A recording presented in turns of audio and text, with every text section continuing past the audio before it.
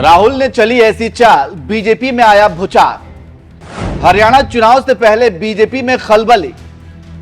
BJP के मंत्री, नेता और विधायकों का इस्तीफा। क्या चुनाव से पहले ही हार मान चुकी है बीजेपी?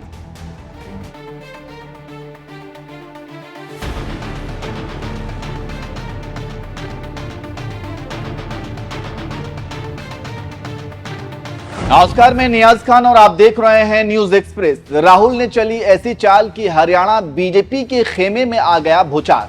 हम ऐसा क्यों कह रहे हैं, जब आप पूरी खबर सुनेंगे तो आपको पता चल जाएगा। सबसे पहले तो आपको पता ही है कि इसी साल महाराष्ट्र, झारखंड, जम्मू कश्मीर और हरियाणा में विधानसभा चुनाव होने वाले हैं और चारों ही राज्यों में बीजेपी की हालत खराब है।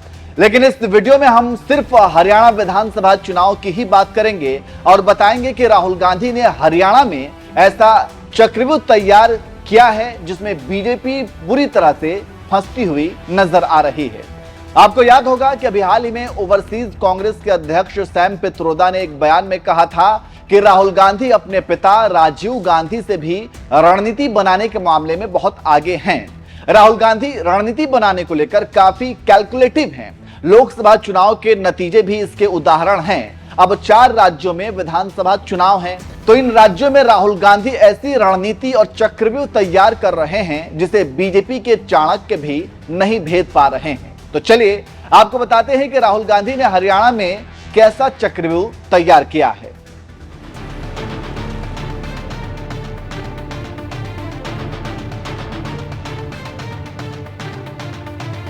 सबसे पहले तो आपको पता है कि हरियाणा में बीजेपी ने 67 उम्मीदवारों की पहले सूची जारी कर दी, लेकिन जैसे ही ये सूची जारी हुई तो इस्तीफा देने का सिलसिला भी शुरू हो गया और अब तक 2 दर्जन से भी ज्यादा विधायक, नेता, मंत्री इस्तीफा दे चुके हैं।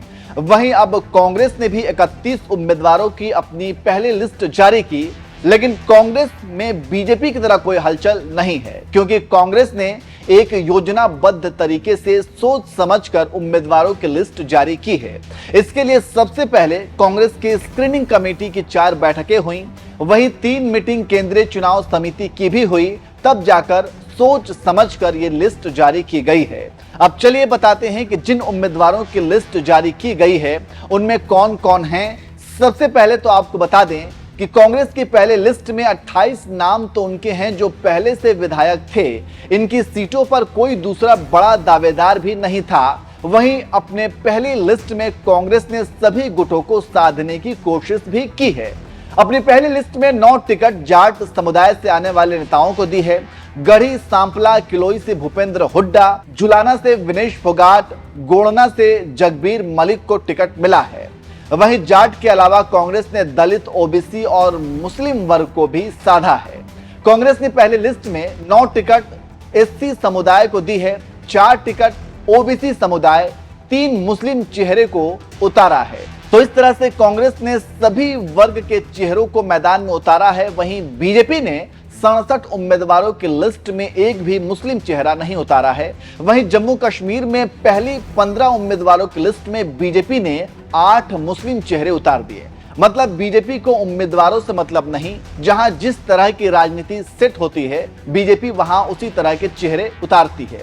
खैर, कांग्रेस ने जिस तरह से उम्मीदवारों की लिस्ट जारी की है और जिस तरह से रणनीति हरियाणा में कांग्रेस ने बनाई है, इसको लेकर कहा जा रहा है कि राहुल गांधी का इसमें मुख्य भूमिका है। और इसलिए भी कहा जा रहा है कि राहुल गांधी ने ऐसी चाल चली है कि बीजेपी के होश उड़े हुए हैं। वहीं आप हरियाणा चुनाव को लेकर क्या सोचते हैं?